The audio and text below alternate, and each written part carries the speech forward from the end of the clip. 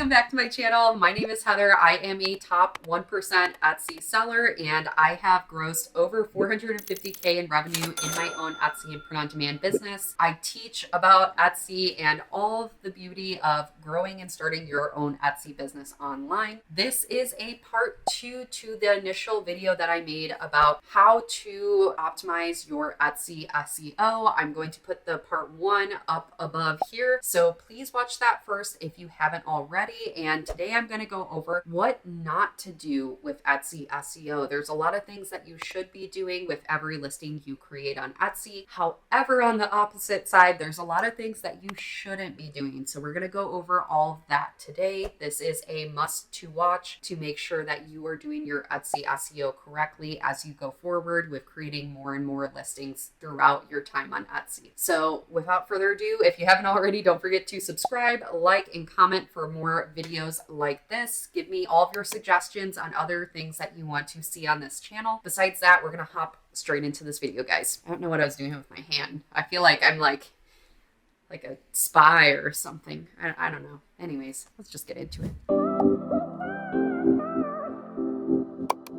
So as far as things that you should not do with your Etsy SEO, the first thing is do not use repeated words. Now, if you watched my part 1 of this Etsy SEO video series, you will know that repeated words are kind of a waste of your time to put in a title or a tag. Now, it is separate between title and tag. So if you have one word that you used in your title, I would reuse it for your tags. However, I would not use a second or duplicate word in my title. So if I put gift once in the title, I do not need to use the word gift again. That goes along with your tags as well. So if you already put gift once in your tags, then you do not need to use gift in your tags again. So hopefully that helps as far as repeated words go and clarifying that for anyone who is creating listings as they go. So the second rule goes in with that first rule, which is do not use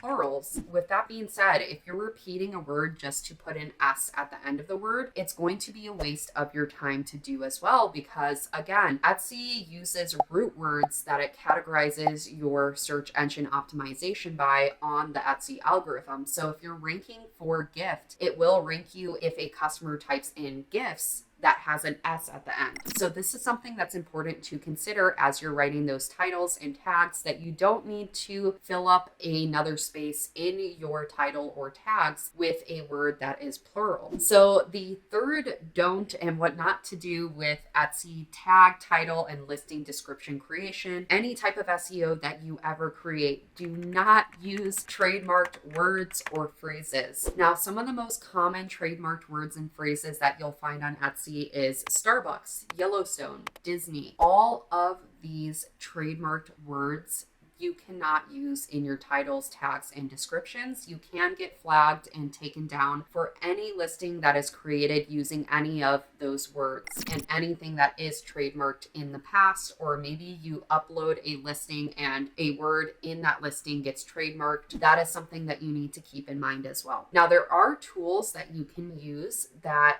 do have that trademark management, and they do watch for those trademarks as well. One tool that you can use is Merch Titan's trademark checker. So if you want to check your trademarks over time and make sure that you are okay, let's say a trademark comes up later on and you created a listing a year ago that now is in the trademark infringement zone, you can check that and stay up to date with that Merch Titan software. Everbee does also have their trademark checking software as well that is rolling out soon, if not already by the time this video comes out. So that is another thing to use as a tool to make sure that you are not trademark infringing. So the fourth thing not to do is use a lot of short tail keyword phrases. While I'm not saying to not use any short tail keyword phrases, I would just limit it to about 2 short tail keyword phrases per title or tag that you create. Usually I leave a lot of my short tail keyword phrases for my tags, because tags you can only add in 20 characters or less. That would make sense in each tag. And then in my title, I use a lot of long tail keyword phrases. Now, if you're new to my channel and you don't know the difference between short tail keyword phrases and long tail keyword phrases are 3 keywords in a phrase or more, and short tail keyword phrases are 2 keywords in a phrase or less. So an example of this is cat shirt, and an example of a long tail keyword phrase is cat mom shirt. So hopefully that clarifies things a little bit more for you. So the fifth don't I never recommend to people is to write only for an algorithm rather than for the buyer. Now, an example of this is when I see people put cat mom, cat lover, shirt, gift, comma. That's example of what I've seen on Etsy. And while that may have all of the keywords and it is a long tail keyword phrase that you put in your title, this can really confuse your buyer, and they may be like, okay, this person is not making sense in their title. Maybe I shouldn't buy from this person. This is something that I would really heavily consider when you're writing every title that you create for a buyer. You want to write your titles for a human on the other end of the screen, not just for an algorithm. You will even see a lot of listings on Etsy that are bestsellers, and they only have 5 words in their title. They do not have all keywords used, but the reason why it's ranking is because that title alone has the right amount of keywords. It's a long tail keyword phrase, and a lot of the times those listings are backed by social media. Maybe they have good ads, and it's just a winning product overall that people want to buy. You don't need to put all those keywords. It's just something that can help you rank much more quicker and give you a broader spectrum and a broader amount of people finding your listings and going to those listings and giving you more options in areas that you can rank for. That's what keyword stuffing does. But do you need to keyword stuff? The answer is no. However, you still want to write as if there is a human on the other side of the screen and not just the algorithm. Although the algorithm will rank you, the human is the one who buys, and that's what's going to boost your conversion rate and boost your visibility on the Etsy platform overall. So going along with that last point, the other thing that you should not do is keep all of your letters in lowercase format. This is honestly just a pet peeve of my own. I have reviewed hundreds of shops and listings at this point. One thing that I've noticed in a lot of the shops that aren't getting visibility and sales is they're not capitalizing a lot of their keywords. So I want you to think about just basic essay writing or titles of books. That's how you should be titling every single listing. Is you want to capitalize your main words and then lowercase maybe a for and an and. Those are fine to lowercase. This comes across very professional to a customer that is looking to buy your item. You don't want to keep a bunch of lowercase words and have anything misspelled, which goes into my next don't, which is to not misspell words as much as you're not capitalizing words. Make sure that you are also auditing all of your listings and your tags and your titles for any misspelled words. Again, that's really important because you're not going to rank if you misspell the word. Kind of an obvious thing, but that's just another don't. So the 8th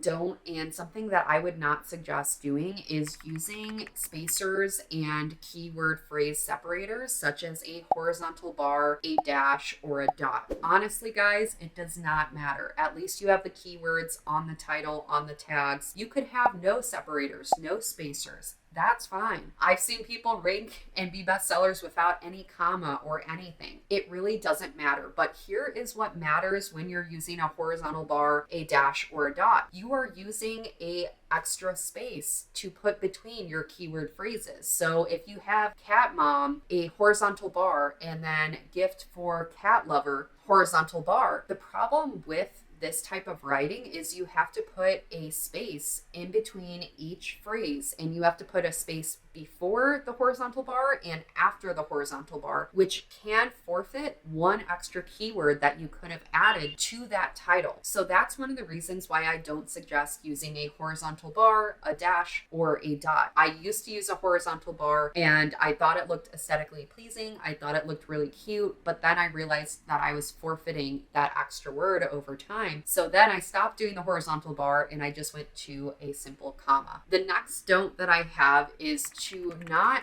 spell things in different languages to rank for different languages. One of the reasons why is because Etsy translates dependent on your customers' language, and so does search engines as well. So this is a given, but just in case anyone was writing words in different languages just to rank for those languages, again, you do not have to do that. Now, the final don't that I have for this video today is to not copy someone's titles and tags and descriptions word for word and put it on your own listing. Now, one of the reasons why I suggest not doing this is because if you did it, then someone else is going to do it, then hundreds of people are going to do that. And guess what happens? What happens is there's going to be a sea of the same people who are ranking for the same words and the same keywords, and you will find that it doesn't really matter over a period of time if you rank for the same keywords as someone else. What really matters is your product and your design, and if people actually like the product, that they're going to buy it. And you will get knocked out anyways if you're copying a bestseller, because that bestseller already has that proven track record. So if you're copying word for word what that bestseller has created, more than likely you're not going to rank because they're already ranked for all of those keywords. So it's better that you come in with new keywords and a different set of keywords and something that brings something different to that specific market that you're trying to sell in. That's how you break through market saturation. That's how you get a listing higher in the search engine on Etsy. So with that being said, I hope you guys liked this video, and I hope it brought some clarity to those of you who are creating your SEO. Hopefully this prevents some mistakes as you go along in your business and makes sense and makes it easier for you to write for your listings as you go on. If you have any questions, don't forget to comment them down below. Subscribe if you haven't already, and I will see you all in the next video. Don't forget to stick around for the blooper reel, because there is always a blooper reel. I am never a one hit, one take wonder, 10 takes usually. But anyways,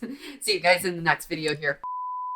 So the fifth mistake and fifth don't, I'm going to repeat that. So guys, the eighth don't is to, I just messed that up. So the eighth don't is to use spacers that, I'm going to repeat that.